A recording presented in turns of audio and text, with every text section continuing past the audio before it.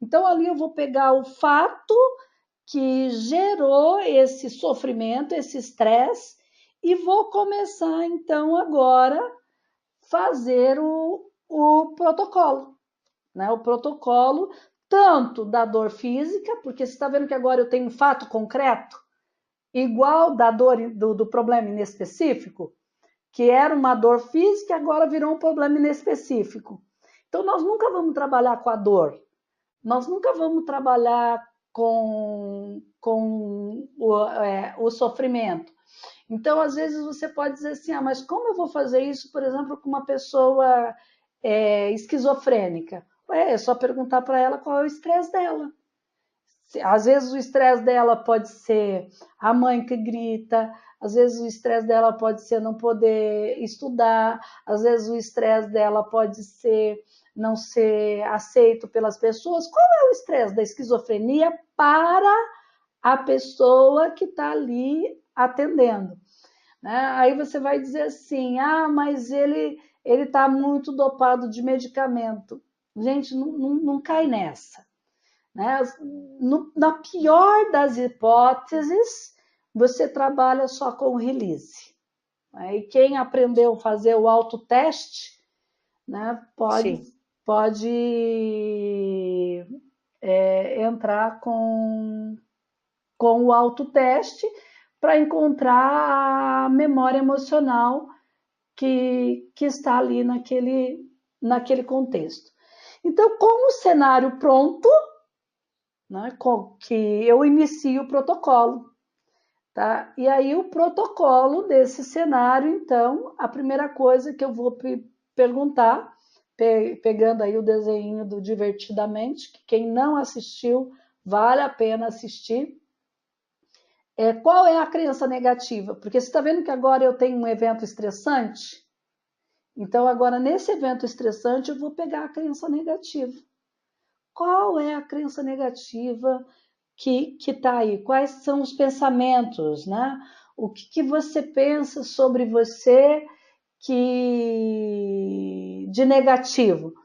E lembra que quando a gente está falando de crença negativa, a pessoa nunca tem crença negativa sobre ela. Ela tem crença negativa sobre o vizinho, sobre a tartaruga, sobre o peixe, sobre o pai, sobre o avô, mas sobre ela não tem crença negativa nenhuma. E a pessoa, quando a gente fala assim, qual é o pensamento negativo, ele pensa que é uma crítica sobre ele.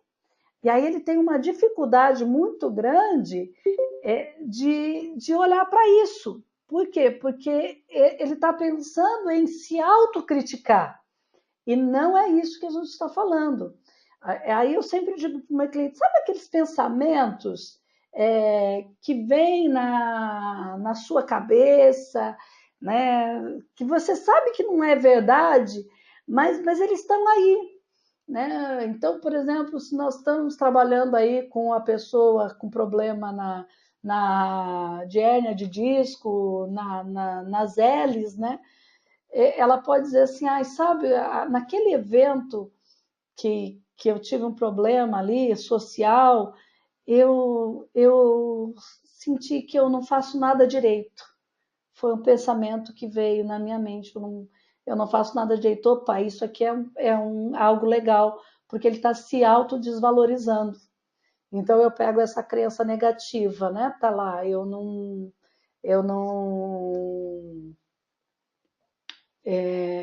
faço as coisas direito. E ali naquele primeiro protocolo do inespecífico das finanças, ele pode dizer assim: eu não consigo, eu nunca consigo ser valorizado, ninguém valoriza o meu trabalho. Né? Então, aí eu tenho uma crença limitante em relação ao dinheiro, em relação àquilo que está acontecendo. Encontrei esse pensamento que não é uma crítica pessoal, mas é um pensamento limitante, negativo, que vai me levar a uma ressonância no passado. Então, essa crença limitante, esse pensamento falso, por que ele é falso? Porque ele não é meu. Ele é um pensamento que vem na minha mente, vem nos meus pensamentos, porque eu me conectei energeticamente com um evento traumático semelhante a um evento traumático do passado. Então, aquele pensamento transgeracional do meu antepassado vem para o meu pensamento como se aquele pensamento fosse meu. Por isso que eu digo para vocês no curso de terapeutas que a crença precisa ser negativa, ela não pode ser verdadeira. Né? Porque se a pessoa está falando de finanças e ela diz assim, eu gasto muito, e diante do que ela te falou antes, ela gasta mesmo, na sua percepção, você diz, ok, quando você diz que gasta muito, o que você pensa de negativo sobre você? Né? Ah, eu nunca tenho controle. Opa, essa é uma crença limitante, porque em algum aspecto da vida dele ele tem controle. Então, esse nunca tenho controle é uma energia transgeracional do passado, que faz ele pensar que esse pensamento é dele.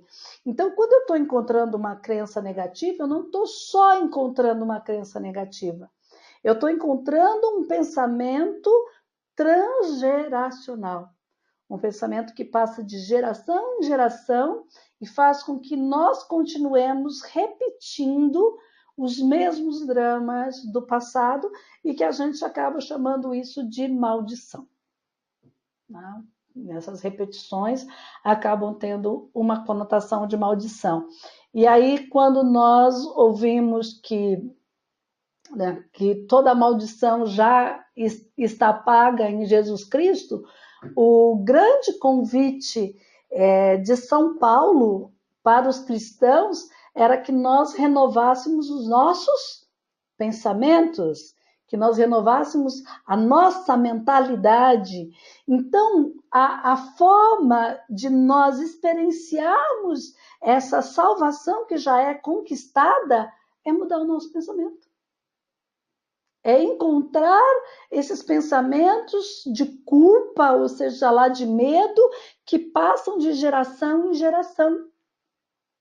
Porque os pensamentos de culpa e de medo são os pensamentos que nos separam de Deus, que rompe a nossa unidade com Deus, que faz com que a gente não acredite que nós somos dignos de ser bem-sucedido, que não faz a gente acreditar que nós somos dignos de ter uma boa relação, de ter uma boa família, de ter muito mais do que necessário. Então, o medo e a culpa, ele causa esse diábulo, ele causa essa divisão, né, de nós com o amor de Deus, com esse Deus que nos ama incondicionalmente e que está aí para proporcionar todas as coisas. Então, nisso que a gente chama de crença limitante, é muito mais do que só uma crença limitante. E aí, depois que eu encontrei essa crença limitante, essa crença negativa, eu vou perguntar para essa pessoa qual é a sensação que ela tem quando ela pensa nessa crença limitante. Aí as sensações podem ser palavras abstratas, agora eu não preciso mais aterrar.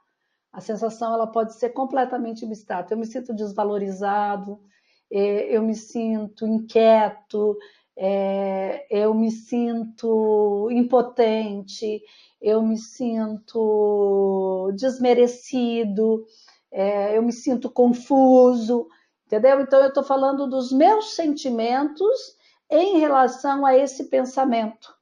Né? Qual é o sentimento que está aí? Qual é a sensação que está aí? E onde essa sensação está? Essa sensação de desvalorização, essa sensação de impotência. Aqui eu não aceito as emoções primárias, porque a emoção primária ela é a emoção escondida e é essa que a gente precisa, porque a sensação é que gera o pensamento.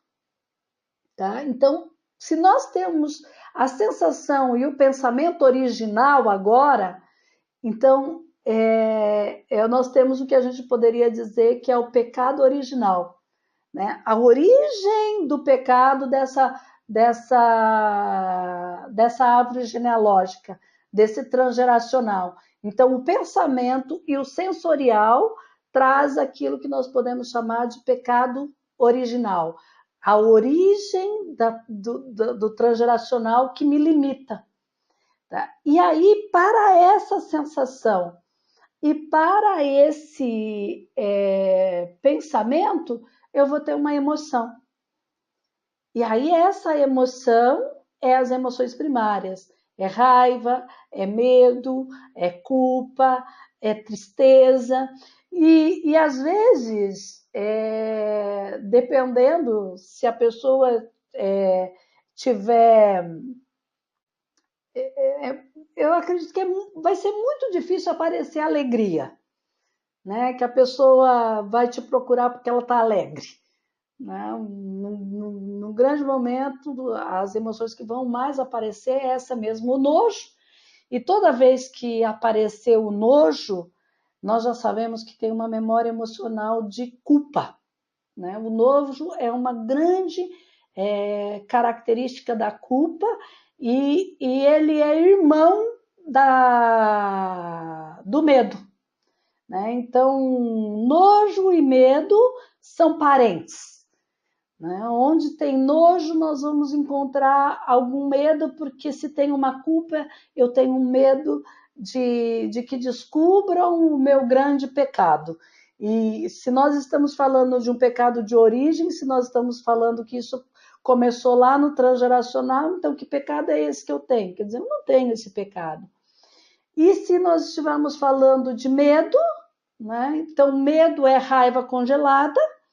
E se eu estiver falando de raiva, raiva é medo congelado. Então, essas são as emoções básicas. Então, raiva e medo são irmãs, e culpa e nojo, aliás, raiva e. Desculpa. A raiva também está relacionada ao medo.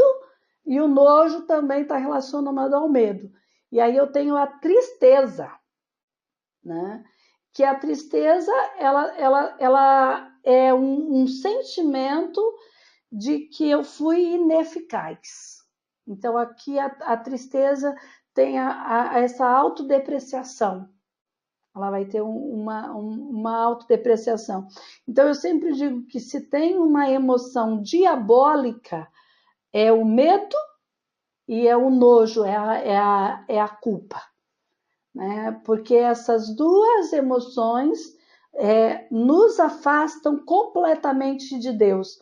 Por isso que na Bíblia diz não temas mais de 365 vezes, e é por isso que Jesus pagou toda a culpa. Porque só com toda a culpa paga é que eu posso retornar para Deus. É que eu não tenho medo de olhar para Deus.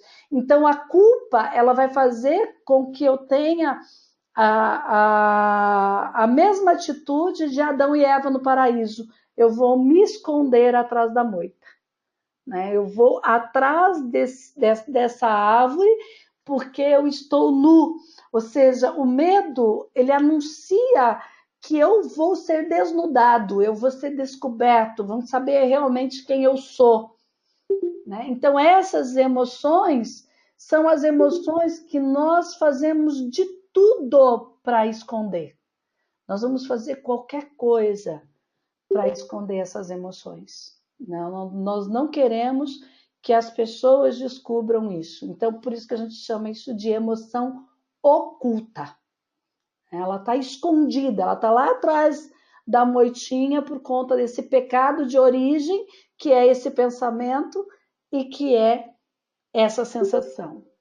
Então, uma vez que eu encontrei essa emoção, então agora eu vou buscar os SUDs. Quanto que isso me perturba? Quanto que isso me incomoda de 0 a 10? né? Então, agora eu tenho o pensamento de origem, eu tenho a sensação de origem, e eu, como terapeuta, sei que esse pensamento e essa sensação é a herança que essa pessoa tem, não é nada sobre ela. E agora eu quero saber quanto que está o incômodo nesse corpo, nessa região, né? Qual é a sensação? Então, 0 é nenhuma sensação, 10 é o máximo de sensação de tudo isso. Então, quando eu terminei de fazer essa parte do protocolo, você pode ter certeza que o seu cliente já tem uma nova percepção, ele já está vendo as coisas diferente. Nós já ganhamos aqui 50% da sessão, 50% da sessão já está pronta, né? E agora o que eu preciso é fazer com que ele volte a pensar lá naquela cena que nós começamos, né? Porque senão eu desconecto ele, porque ele já está pensando outra coisa, ele já está vendo diferente. Então, aquele quadro, aquele frame que eu fiz, né? Aquela imagem, aquele cenário do estresse, eu peço para ele voltar a olhar para aquele estresse agora, do jeito que está, e pergunto para ele, né, o que ele gostaria de pensar de positivo sobre ele. Né? Então, é realmente isso. A Regina está dizendo aqui que é verdade, né? Que some. Realmente some, porque já mudou tudo isso. Então, agora eu vou pedir para ele o que ele gostaria de pensar sobre ele quando ele olha aquela cena. Então, agora ele começa, uma vez que ele desvendou a emoção que estava oculta, uma vez que ele desvendou o pensamento original e a sensação original, ele não sabe que é isso, mas eu, terapeuta, sei, e eu não preciso revelar isso para ele. Eu preciso saber o que eu estou fazendo, eu preciso saber como eu estou conduzindo. Então, agora que eu tenho toda essa informação, a gente consegue encontrar a essência do nosso cliente. Então, agora vai aparecer a crença positiva. Agora vai aparecer o que o meu cliente é, que estava escondido atrás dessa moita. Tá? E aí é a hora que ele vai dizer, eu sou capaz, ele vai dizer, eu posso superar isso, né? Tudo isso já passou, eu estou bem. E esse novo pensamento, que não é novo, ele vai conseguir perceber o quanto esse pensamento sempre esteve ali, mas ele nunca viu. Ele nunca tinha parado para perceber esse pensamento positivo de eu sou capaz. Aí não, né, Julie? Aí a gente sofre. Você vai comer, aí a gente sofre com esse orgulhozinho aí. Não, mas tudo bem, pode continuar aí. Fica à vontade, só estou brincando, só para descontrair. Mas a crença positiva vai dar o ser original do meu cliente. E depois que eu fizer toda a desativação, é muito importante eu perguntar se essa crença positiva ainda é válida, porque às vezes com a desativação da memória emocional, essa crença positiva pode tomar uma outra dimensão. Ele pode ter um outro pensamento muito mais fortalecedor sobre aquela história. Ele pode ter um pensamento muito mais robusto, que vai dar uma nova versão dele mesmo, que é a melhor versão dele, que é aquilo que ele sempre foi, que ele sempre teve, mas que ele nunca viu e que ele começa a ver agora. Então, mediante a crença positiva, eu consigo manter esse estado egóico do meu cliente saudável. Então, é essa crença positiva que não vai desestabilizar ele quando ele começar a reprocessar as memórias negativas do passado. Então, ela é a sustentação do reprocessamento. Por isso que eu acho um absurdo um terapeuta não fazer protocolo. Ele não fazer isso antes de começar qualquer coisa, porque ele vai atirar para muito lado e talvez ele não acerte nada. E aí o seu cliente vai sair da sessão com a sensação de que a expectativa dele não foi atendida. Então, eu vejo que a grande satisfação que os meus clientes têm quando eu atendo eles é porque eu perco tempo, eu gasto tempo com o protocolo. Né? E talvez se você for fazer um atendimento de 1 hora, talvez a única coisa que você consiga fazer numa sessão é um protocolo. Né? Porque as minhas sessões, para ter protocolo, ter desativação, e ter recessão etária e ter projeção etária, eu preciso de pelo menos 3 horas. Né? Por isso que quando eu atendo, eu peço para os meus clientes virem com 3 horas. Por quê? Porque eu não vou ter chance de atender ele 3 vezes na semana. Né? Eu só vou conseguir atender ele naquele dia. Né? E às vezes as pessoas dizem assim, mas eu vou ficar aí com você 3 horas, 3 horas vai ficar muito caro. Ok, mas se você vir 3 vezes, não vai ficar caro do mesmo jeito? Só que você vai fazer 3 horas de uma vez. Então, a Júlia está falando assim que ela pensou que ela estava demorando demais, né? Não, gente, 2 horas é o mínimo possível. E o cliente precisa entender esse nosso processo para que ele pague as 2 horas. Porque senão ele paga 1 hora e fica 2 horas com a gente. Não é isso que está acontecendo com vocês? Então, quem faz um bom protocolo vai precisar de pelo menos 2 horas de atendimento no mínimo. No mínimo 2 horas. A Regina também está dizendo que ela precisa de 2 horas. Então, não é uma questão de lentidão. E hoje já se comprovou que o insight do cliente, né, as cognições dele se dá depois de 1h10 de atendimento. Então, se dá depois de 1h10 e eu faço, então, agora um atendimento de 50 minutos, porque pego essa metodologia da psicologia, que é só 50 minutos, o que acontece? O meu cliente vai vir todas as vezes, tá? E ele nunca vai fazer um insight daquilo que ele está fazendo, e isso vai demorar mais tempo. Ó, a Márcia está dizendo que trabalha entre 2 horas e 3 horas. Gente, na minha experiência, esse é o tempo que eu trabalho. Só que eu não posso trabalhar 3 horas e cobrar 1 hora. Isso não é justo comigo, como não é justo com você. Então, o que a gente pode fazer para a pessoa é parcelar esse dia de atendimento. Né?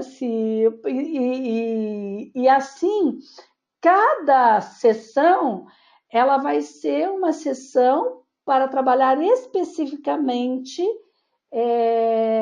um processo. E eu concordo com a Márcia, é impossível não fazer o protocolo. É impossível você não fazer isso. É melhor você trabalhar em 2, 3 sessões do que não fazer o protocolo, porque o protocolo te dá o mapa do cliente, ele te dá a cabeça dele, né? E quem só fez o SNT e faz o protocolo, mesmo sem você ter coaching, mesmo sem você ter programação neurolinguística, você atende todos os aspectos da programação neurolinguística e do coaching. Então, quando você fizer a programação neurolinguística, quando você fizer o coaching, aí você vai entender melhor esse protocolo. E aí você vai entender por que precisa fazer o que se tem que fazer. Então, às vezes, quem só fez o curso de terapeuta, ele não dá tanto valor para o protocolo. E aí ele acaba se perdendo. Mas quando você fizer o coaching e quando você fizer a programação neurolinguística, você vai ver o quanto é essencial esse protocolo. É imprescindível. E aí, uma vez que eu encontrei a crença positiva, eu vou pedir unidade de valor da crença, que é o VOC, né? Olhando lá para aquela cena, quanto você acredita, né? Quanto você acredita que essas palavras são verdadeiras. Se a pessoa diz 7, você acolhe o 7 como uma verdade de hoje. Mas eu quero que ela olhe para essa crença com aquela cena do passado. Né? Olhando lá para esse eu do passado, para aquele momento, quanto que você sente que isso é verdadeiro? E se for verdadeiro lá no passado, não tem estresse. Então, sempre ela vai ser a crença verdadeira, a crença positiva, ela sempre vai ser falsa no passado e vai ser verdadeira no presente.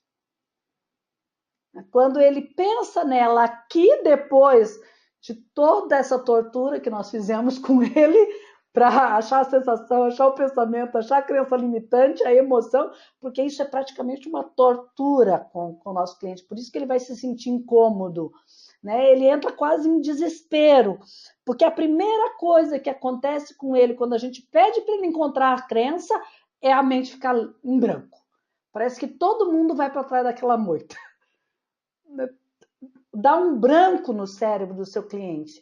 Então, ele realmente não sabe aonde está. E nós vamos ter que fazer o que Deus fez. Se aproximar passo por passo e perguntar para ele, mas como você sabe que você está nu? Né? Como que você... Então, eu vou desvendar para ele, eu vou mostrar para ele, ó, tem uma roupinha aqui novinha para você pôr, para você sair aí desse esconderijo que você está aí há tantos anos e que talvez a sua geração está aí há muitos anos, e seria muito importante a gente dar fazer essa ressignificação. Né? A Márcia está dizendo aqui que ela fica sem palavras e a Juliane está dizendo que é uma tortura mesmo, que ela teve clientes que ficou indignado e disse que eu fiz tudo isso para esquecer, que ele fez tudo para esquecer isso, que agora a gente fica tentando trazer, e é realmente isso. A Márcia está dizendo que não é ela não, que é o cliente, né? Que é o cliente que fica sem palavras, né? E realmente ele fica sem palavras, porque ele está vendo isso pela primeira vez, né? Então, e quando eu tenho a crença limitante e tenho a crença positiva, então, e eu tenho ali na crença limitante um SU 18 e tenho na crença positiva um VOC 2. Então, isso comprova que existe uma inversão psíquica. Né? O que é uma inversão psíquica? O meu cliente acredita na crença limitante e ele não acredita na crença positiva. E uma vez que isso está acontecendo, né, uma vez que ele acredita mais na crença limitante do que na crença positiva, lembra quem é coaching, quem é programador neurolinguístico, que eu vou viver pelas minhas crenças, né? Nem que para isso eu tenha que morrer, não tem problema, eu morro, mas eu tenho razão. Então, quando nós estamos falando, você quer ter razão ou você quer ser feliz, a gente ouve as pessoas dizerem assim, mas eu não posso ter razão e ser feliz. Olha, você pode ter razão e você pode ser feliz no mundo atual. Né? Você pode ter razão, você pode ser feliz na sua vida presente. Mas não dá para ter razão e ser feliz com os nossos dramas do inconsciente. Ou eu abro mão do que está nesse inconsciente, ou eu perco a razão, ou eu quebro a fidelidade com essa minha geração, né? Essa fidelidade que vem de geração em geração, esse pensamento, essas sensações que vêm de geração em geração, ou eu quebro essa razão desse povo todo e vou para essa nova crença e vou viver esse presente de forma diferente, ou não tem jeito. Então, quando eu estou trabalhando com memória emocional, Não dá para ter razão e ser feliz no que diz respeito ao inconsciente, no que diz respeito aos dramas do passado.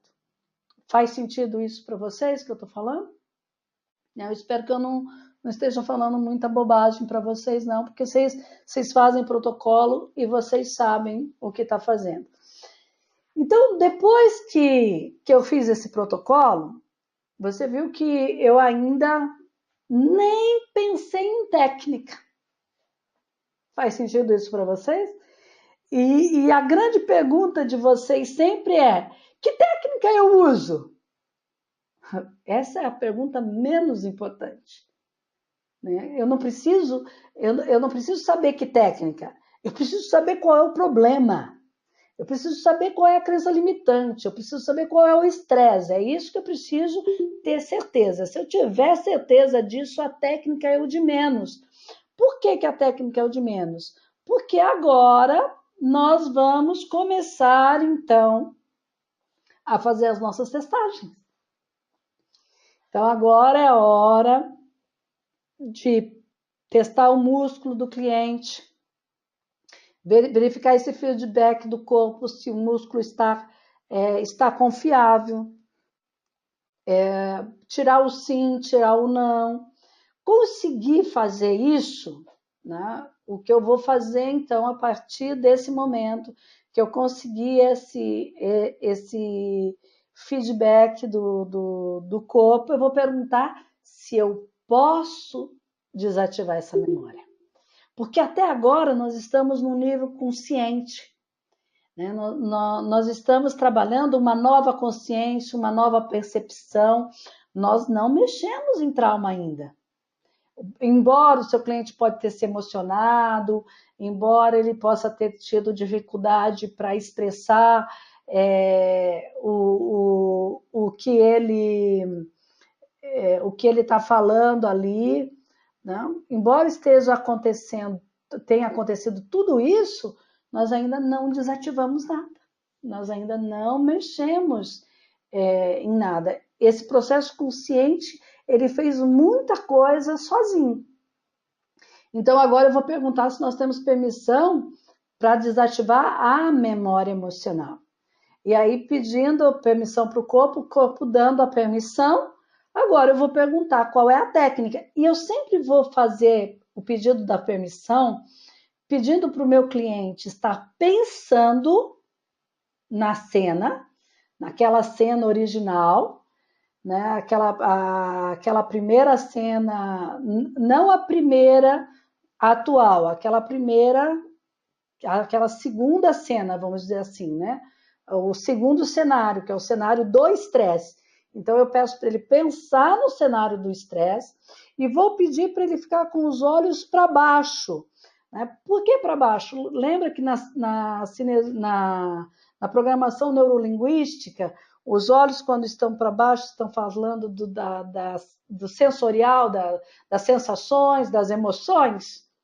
Então, quando eu peço para o cliente pensar e peço para ele colocar os olhos para baixo, eu faço a conexão neuronal do pensamento com a emoção. E aí o biofeedback do corpo, ele vai ser muito mais assertivo, né? Porque ele está conectado.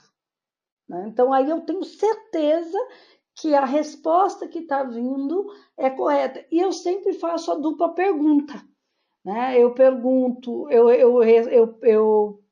para ver o estresse do corpo e depois eu pergunto para ver a confirmação, porque assim eu vou controlando as inversões psíquicas que podem ocorrer durante o processo, para que o meu cliente não me dê uma resposta falsa. Né? Porque se ele entrar num estresse muito forte, a musculatura vai enfraquecer. E aí ele não está me dando um biofeedback do corpo, ele já entrou no drama, ele já entrou no trauma, e se isso for muito forte, eu já posso ir direto para o ATE. Eu não preciso nem terminar a testagem, eu faço o ATE para a musculatura voltar a fortalecer, e depois que a musculatura volta a fortalecer, eu continuo com a testagem perguntando qual é a técnica.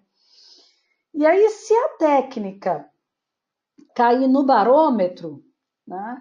Lembre-se sempre daquele grupo do barômetro que ele caiu. Se ele caiu no grupo do corpo, então você desativa a memória do presente, né? Lembra que você vai fazer aquela pergunta: eu me sinto, mas eu sou? Lembram disso? Então você vai fazer aquela pergunta para já ir levando luz para o inconsciente, para ele já ir reprogramando.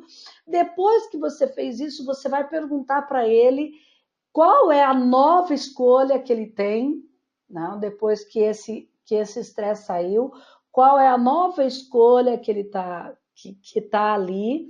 Tendo essa nova escolha, uma coisa que eu gosto muito de fazer é dizer para ele: olha, então agora com essa nova escolha, lembra que você tem uma área executiva no seu cérebro, que é essa nossa área reptiliana, que é a área que está todas as nossas memórias transgeracionais, porque senão a gente não tinha o sucesso que a gente tem e nem o fracasso que a gente tem. Então a gente precisa cuidar muito de quais são os comandos que estão lá nos nossos crocodilos, né? Quais são as ordens que estão ali. Então eu peço para ele, e essa nova ordem não é ainda a crença positiva. Ele pode ter um novo comando olhando para aquela percepção, porque lembra que quando você vai fazer no barômetro, por exemplo, se você está no corpo, você vai trabalhar um ressentimento da terceira ou da quarta semana que aconteceu, você já não está mais trabalhando a cena original. Não sei se vocês fazem isso.